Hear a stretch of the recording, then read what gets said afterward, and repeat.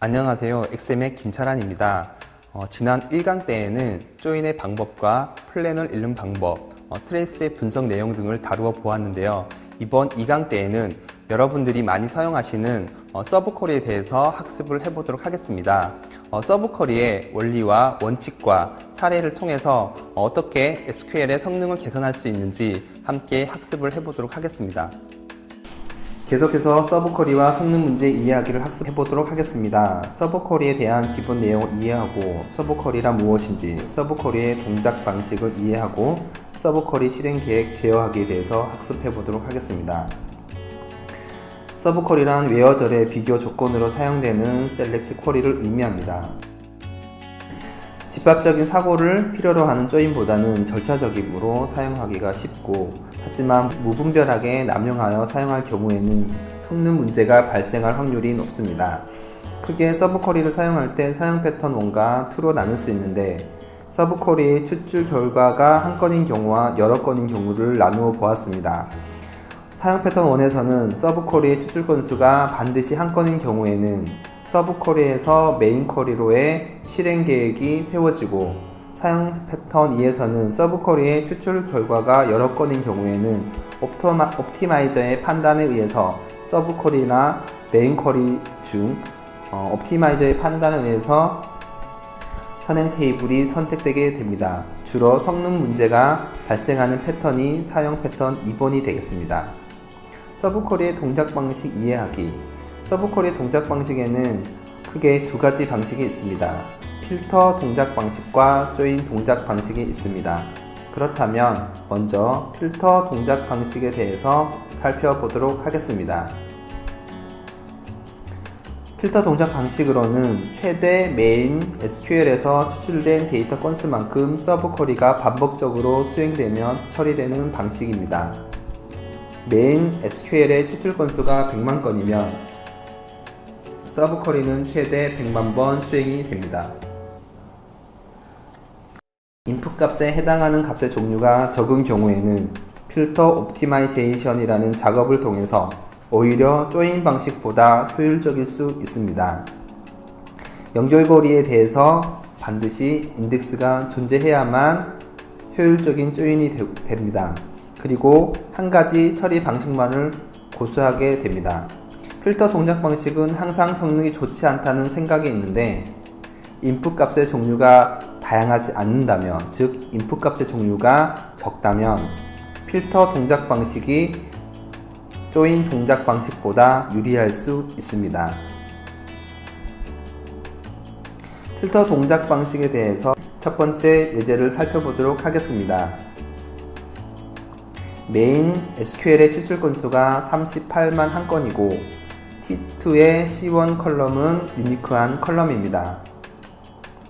먼저 예제 쿼리를 보면 T2 테이블의 조건에 대해서 T1 테이블에 존재하는지를 조회하는 쿼리가 되겠습니다.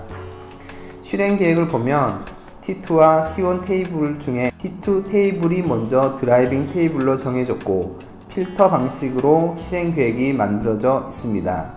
T2 테이블에 해당하는 오퍼레이션을 보면 풀 스캔을 한 최종 결과 건수가 38만 한 건이 추출되었고, 건수만큼 필터 방식으로 조인이 발생했는데 T1에 서브쿼리 언더바 T1 언더바 IDX 언더바 01이라는 인덱스를 스캔한 최종 결과 건수가 23만 한 건이 되겠습니다. 결국 T2 테이블의 최종 추출 건수만큼 반복 수행되었다는 것입니다. 쿼리의 최종 일량을 보면 중간 부분에 쿼리 부분이 보이는데, 이 지표는 오라클의 메모리에서 읽은 블록의 개수를 나타냅니다. 115만 6653 블록이 총 일량이 되겠죠. 그 중에서 인덱스 부분, 즉 맨 마지막에 인덱스 스캔한 부분에서 CR 블록이라는 지표가 있는데, 이 CR 블록이 바로 각각 오퍼레이션에 해당해서 쿼리의 블록을 읽은 개수의 지표를 얘기합니다. 그렇다면 결국은 최종 일량에서 인덱스 스캔한 일량이 대부분을 차지한다고 볼 수 있습니다. 다시 말해서 대부분의 비여율이 필터 과정에서 발생했다고 볼 수 있습니다. 그 이유는 추출 건수만큼 반복 필터링이 수행되어 비여율이 발생하였습니다. 두 번째 예제를 보도록 하겠습니다. 메인 쿼리에 추출 건수가 많고 인풋 값이 유니크한 경우 필터 처리가 발생해도 메인 집합의 건수가 5건에 불과해 필터 처리에 대해서 성능에 대한 문제는 없어 보입니다. 세 번째 예제는 메인 SQL의 추출 건수는 많지만 인풋 값의 종류가 26가지 불과해 필터 옵티마이제이션에 의해서 서브 쿼리가 수행된 횟수는 26번에 해당하며 일량이 예제 1번에 비해서 많이 줄은 것을 볼 수 있습니다. 앞의 내용을 정리해보면 필터 동작 방식의 성능을 결정하는 요소는 메인 SQL의 추출 건수와 인풋 값의 종류라고 할 수 있습니다. 필터 동작 방식에 대한 특징은 수행 순서에서는 메인 SQL이 먼저 수행이 되고 메인 SQL 추출 건수에 대해서는 최대 메인 쿼리의 추출 건수만큼 서브 쿼리가 수행이 되며 메인 쿼리의 추출 건수가 적을 경우에는 필터 동작 방식은 분리하지 않습니다. 인풋 값의 종류에서는 유니크할 경우 메인 쿼리를 추출 건수만큼 서브 쿼리가 수행하게 되며 값의 종류가 적을 경우에는 최소 값의 종류만큼만 서브 쿼리가 수행하게 됩니다. 유연성 부분에 있어서는 메인 쿼리를 먼저 수행해야만 하므로 다양한 상황에서 유연하게 대처하기는 어려운 동작 방식입니다. 즉 다시 말해서 실행 계획이 고정이 되어 무조건 메인 쿼리가 먼저 수행이 되고 이후에 서브 쿼리가 수행이 되는 동작 방식이라고 볼 수가 있겠습니다. 이번에는 조인 동작 방식에 대해서 살펴보도록 하겠습니다. 조인 동작 방식은 필터 동작 방식에 비해 유연한 대체가 가능하며 조인 방법, 조인 순서, 유리한 것을 선택할 수가 있습니다.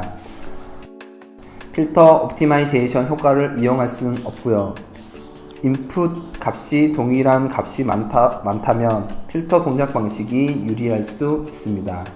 조인 동작 방식은 조인 방법, 조인 순서의 선택이 가능하고요. 상황에 따라 유연 처리가 가능하지만 조인 방식이 항상 유리하지는 않습니다. 예제를 통해서 서브 쿼리의 조인 방식에 대해서 학습을 해보도록 하겠습니다. 필터 동작 방식으로 수행되어 성능 문제가 발생하는 SQL의 개선 예제입니다. 서브 쿼리에 적절한 인덱스가 없어 비효율이 발생한 경우인데요. 실행 계획을 보시면 메인 쿼리의 집합인 T2 테이블이 선정되었는데 메인 쿼리 집합 건수가 221건이고요. 조인 방식인 필터 방식으로 풀렸기 때문에 221번만큼의 T1 테이블을 찾아가게 됩니다. 여기서 T2와 T1의 연결고리는 T1.C6 컬럼과 T2.C3 컬럼이 되겠습니다.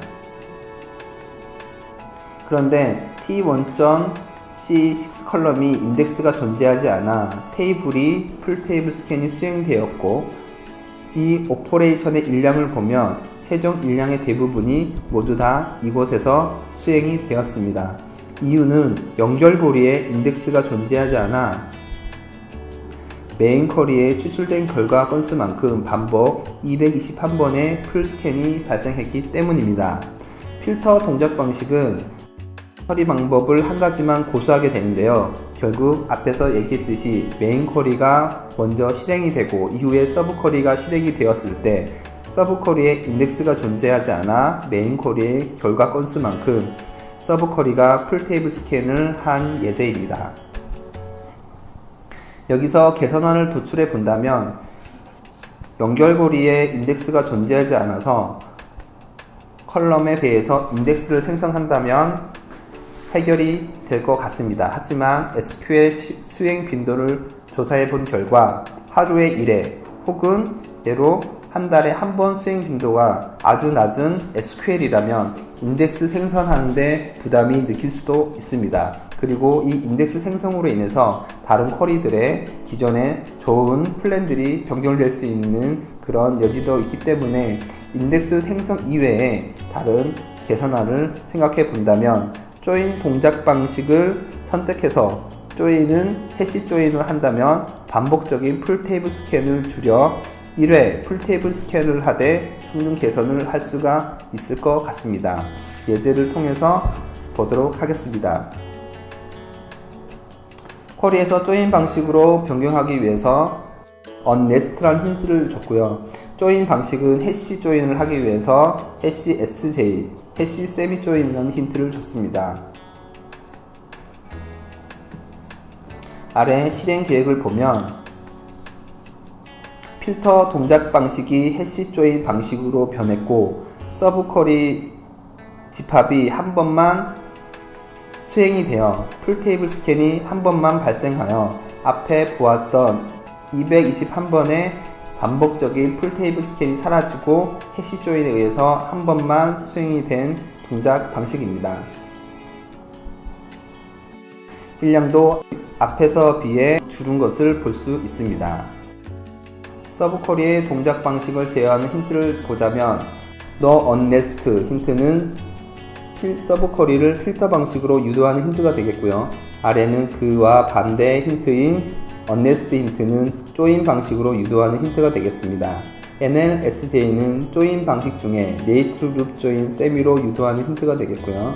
해시 SJ는 조인 방식 중에 해시 조인으로 세미 조인을 유도하라는 힌트가 되겠습니다. AJ는 안티 조인일 때 사용하며 NLAJ는 네이티브 조인 안티로 유도하라는 힌트가 되겠고 해시 AJ는 해시 조인을 안티로 유도하라는 힌트가 되겠습니다. 오더드라는 힌트를 볼 수 있는데 프롬절에 나열된 순서대로 조인 순서를 정하는 힌트인데요. 서브 쿼리가 존재한다면 서브 쿼리부터 수행이 되겠습니다. 큐비네임이라는 힌트는 오라클 10G부터 이상 버전에서 사용할 수 있는 힌트로 쿼리 블록 네임을 힌트를 통해서 사용자가 지정할 수 있습니다. 스왑 조인 인풋스라는 힌트는 해시 아우터 조인과 같이 순서가 고정된 상황에서 조인 순서를 바꾸도록 유도하는 힌트입니다. 조금 더 말씀드리면 아우터 조인은 항상 순서가 고정되어 있기 때문에 아우터 조인의 대상이 되는 즉 기준 테이블이 되는 집합이 항상 먼저 드라이빙이 되고 아우터 조인이 되는 대상이 되는 테이블은 항상 후행 테이블로 되어야 되지만 스왑 조인 인풋이라는 힌트를 통해서 해시 조인의 경우에는 아우터 조인이 대상이 되는 집합이 먼저 드라이빙을 할 수 있는 힌트입니다. 아래 no swap join input이라는 힌트는 위와 반대되는 힌트고요. push SUBQ는 push 서브 쿼리로 서브 쿼리가 먼저 수행하도록 하는 힌트입니다. 서브 쿼리 실행 계획을 조절을 한번 해보도록 하겠습니다. 아래 예제를 보면 서브 쿼리가 보이는데 이 쿼리를 통해서 각각의 위에 문제를 보고 어떤 힌트를 통해서 사용 가능한지 한번 보도록 하겠습니다. SQL을 필터 동작 방식으로 수행하도록 할 때에는 No onNest 힌트로 사용할 수 있고요. SQL을 조인 방식으로 NL조인 세미로 수행할 경우에는 onNest로 조인 방식으로 수행하되 NLSJ로 NL조인을 수행하라고 힌트를 줄 수 있습니다. 예제 SQL을 해시 조인으로 수행하되 서브 쿼리가 메인 쿼리보다 먼저 수행하도록 제어할 때에는 onNest로 조인 방식으로 해시 SJ는 해시 조인으로 스왑 조인 인풋을 통해서 서브 쿼리가 먼저 선행이 되도록 할 수가 있겠습니다. 해시 조인 세미로 수행하되 메인 SQL이 먼저 수행하도록 하려면 onNest로 조인 방식으로 하되 해시 SJ로 해시 조인을 하고 no swap join input으로 메인 쿼리가 먼저 선행이 되도록 제어할 수가 있겠습니다. 네이스 룻 조인으로 수행하되 서브 쿼리부터 수행하려면 onNest로 조인 방식으로 서브 쿼리를 수행하되 QB 네임을 통해서 쿼리의 블럭 이름을 지정을 하고 리딩을 통해서 내가 원하는 블럭 이름을 주게 되면 그 블럭부터 먼저 선행을 할 수가 있겠습니다. use NL로 NL 조인을 할 수가 있겠죠. 해시 조인으로 하되 서브 쿼리로부터 수행하려면 on nest로 조인 방식으로 수행을 하고 큐비 네임으로 각각 블럭의 이름을 지정하여 리딩으로 내가 원하는 쿼리의 블럭을 먼저 선행으로 할 수 있고 use 해시로 해시 조인을 할 수 있습니다. not exit일 경우에는 AJ를 사용해서 네티드 룹 안티 조인으로 수행을 해보도록 한다면 on nest 힌트로 조인 방식으로 하되 NLAJ로 안티 조인, 즉 네이트 룹 안티 조인으로 수행할 수 있습니다. not exit을 사용한 예제에서 해시 조인 안티로 수행할 경우에는 on nest로 조인 방식으로 하되 해시 AJ로 해시 안티 조인을 할 수가 있겠습니다. 서브 쿼리 실행 계획 조절하기 심층 학습에서 아래 SQL에서 서브 쿼리를 먼저 읽은 후 네이티드 룹 조인으로 수행할 수 있겠는가? 자, 우리가 이것을 살펴보기에 앞서 먼저 여러분들이 어떻게 하면 위의 질문에 대해서 답변을 할 수 있는지 생각을 해보시기 바랍니다.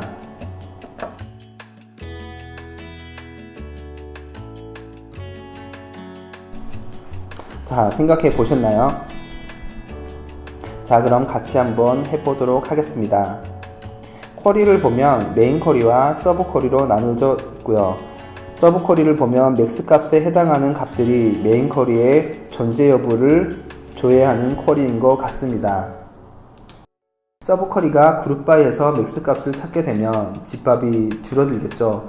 그렇게 되면 줄어든 집합을 가지고 메인 쿼리에 공급을 하게 된다면 성능에 유리할 수 있을 것 같습니다.